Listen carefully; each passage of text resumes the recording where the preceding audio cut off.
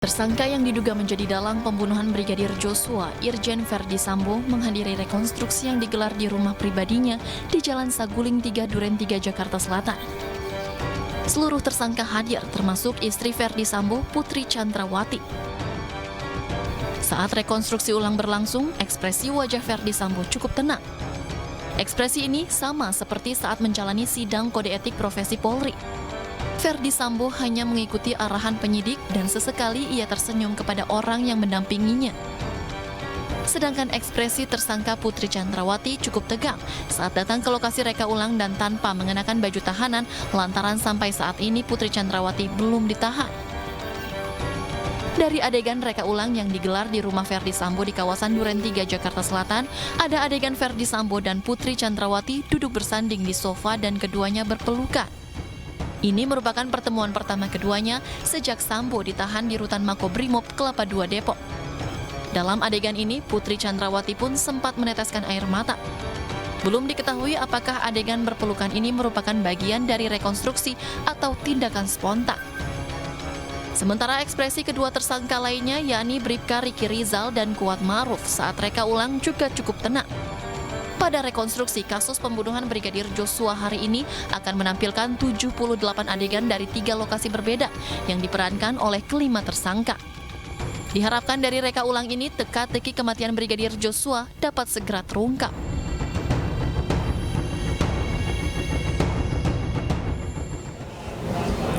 Ya pemirsa, untuk membahas terkait ekspresi para tersangka saat rekonstruksi ulang, sudah hadir bersama kami di studio pakar mikroekspresi, ada Pak Kirdi Putra. Selamat malam Pak Kirdi, apa kabar? Selamat malam Mbak Syafa. Ya, Pak Kirdi, bagaimana Anda membaca mikroekspresi dari Verdi Sambo selama mengikuti jalannya rekonstruksi pada hari ini? Oke, baik. Terlepas bahwa data yang masuk, informasi masuk, data visual yang masuk itu memang minim kualitasnya, tapi kita bisa tariklah beberapa hal di sini. Kita lihat beberapa segmen dulu. Segmen ketika FS datang, FS melakukan beberapa rekonstruksi yang tanpa didampingin PC, dan juga ketika FS bersama PC. Ketika FS datang dan beberapa rekonstruksi yang ditampilkan di awal, itu terlihat bahwa tarikan wajah Pak FS ini kebanyakan lebih sering itu bibir itu kayak melingkar ke arah bawah, dan kemudian samping alis itu turun ke bawah. Di sini ada kerutan sedikit yang tampil walaupun sedikit-sedikit keluarnya. Ini adalah emosi dasar sedih yang kalau misalnya kita lihat subtle emosinya di sini, emosi yang tipisnya itu adalah murung.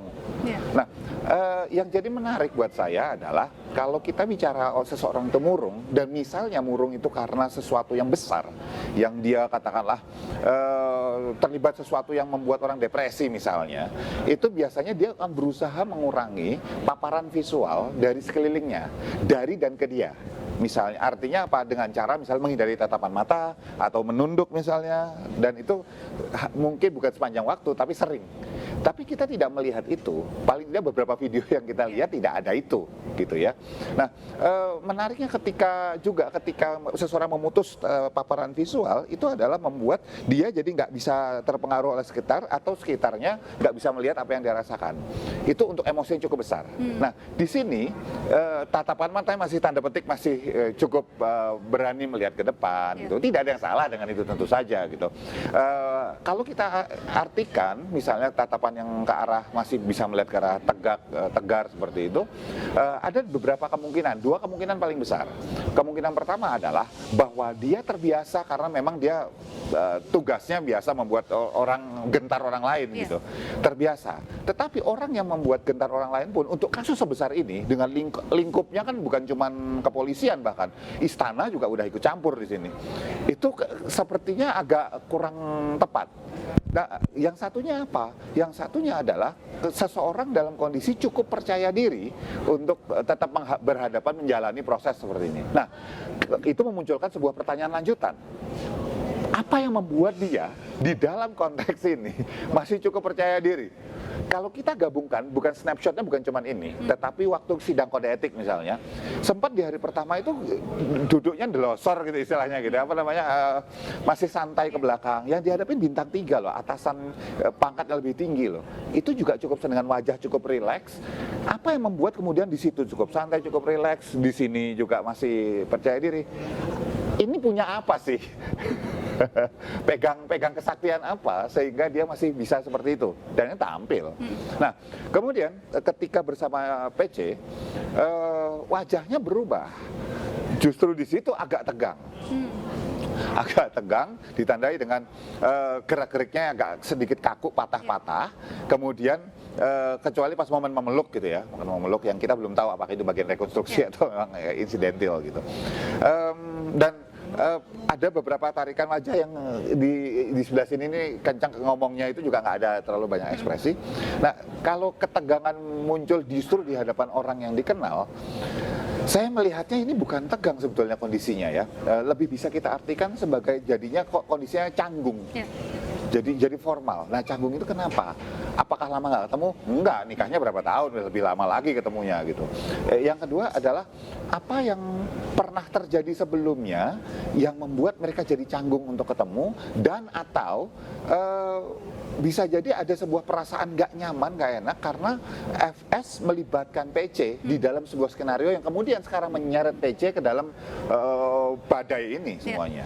Kira-kira seperti itu. Ya, Pak Kirdi, terkait adegan berpelukan antara Ferdy Sambo dengan Putri Chandrawati yang mengundang sorotan, di mana Putri Chandrawati juga sempat menangis. Ini belum diketahui apakah ini bagian dari rekonstruksi ataukah tindakan spontan. Namun bagaimana Anda melihat peristiwa itu, Pak Kirdi? Buat saya, ketika seseorang emosional, baik laki-laki maupun perempuan, ketika berada dalam kondisinya mereka saat ini, itu sah-sah saja dan wajar ya. Memang istilahnya selayaknya memang seperti itu.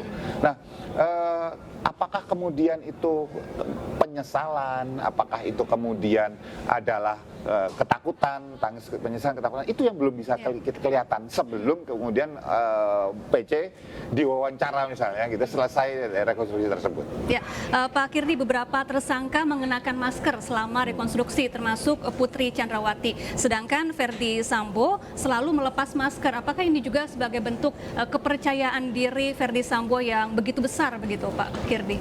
Nomor satu yang jelas ini adalah bentuk pelanggaran prokes.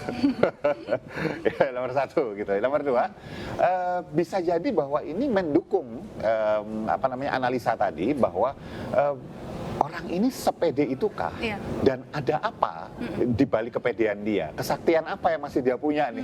Sehingga cukup percaya diri di dalam kondisi dan konteks yang sama sekali luar biasa berat harusnya.